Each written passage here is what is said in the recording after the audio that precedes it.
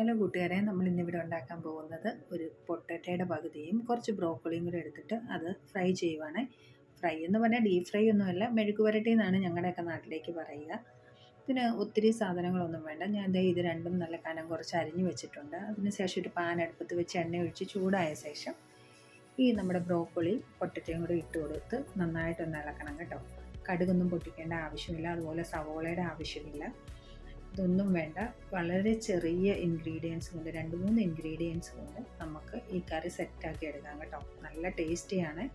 എല്ലാവരും ഒന്ന് ട്രൈ ചെയ്യാൻ മറക്കണ്ട. ഇതിപ്പം ഒന്ന് ഇളക്കി കൊടുത്ത് ഒരു 2 മിനിറ്റ് കഴിഞ്ഞപ്പോൾ ഞാൻ കുറച്ച് മഞ്ഞൾപ്പൊടിയും ആവശ്യത്തിനുള്ള ഉപ്പും കൂടി ഇട്ട് കൊടുക്കുന്നുണ്ട്.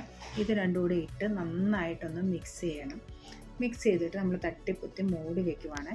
അങ്ങനെ വെന്ത് കിട്ടിയതിന് ശേഷം നമ്മൾ അതിൻ്റെ അകത്ത് ഒരു ഇൻഗ്രീഡിയൻസും കൂടെ ആഡ് ചെയ്യുന്നുണ്ട്. ഇത്രയും ഉള്ള സാധനം ചപ്പാത്തിയുടെ കൂടെ ഒക്കെ കൂട്ടി കഴിക്കാനും ചോറിൻ്റെ കൂടെ ആണെങ്കിലും നല്ല ടേസ്റ്റിയുമാണ്. ഒരു വെറൈറ്റി ടേസ്റ്റാണ് കേട്ടോ. എല്ലാവർക്കും തന്നെ ഇഷ്ടപ്പെടും. എല്ലാവരും ട്രൈ ചെയ്ത് നോക്കുക കേട്ടോ. ഇനി ഈ ചാനൽ കണ്ടുകൊണ്ടിരിക്കുന്ന എല്ലാവരും എനിക്ക് വേണ്ടി ഒന്ന് ഇത് സബ്സ്ക്രൈബ് ചെയ്യണം, എന്നെ സപ്പോർട്ട് ചെയ്ത് സഹകരിക്കണം കേട്ടോ.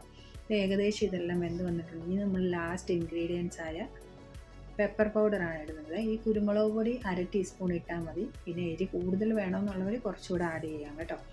ഇത്രയും സാധനങ്ങൾ ഉപയോഗിച്ചാണ് നമ്മൾ ഈ കറി ഉണ്ടാക്കുന്നത്. ബാച്ചിലേഴ്സിനും അല്ലാതെ കുട്ടികൾക്കൊക്കെ ആണെങ്കിലും പെട്ടെന്നൊന്നും ഉണ്ടാക്കി കൊടുക്കണമെങ്കിൽ വളരെ എളുപ്പത്തിൽ തയ്യാറാക്കാൻ പറ്റും. ഇത്രയേ ഉള്ളൂ കാര്യം. ഈ കറി റെഡി ആയിട്ടുണ്ട് ഇവിടെ.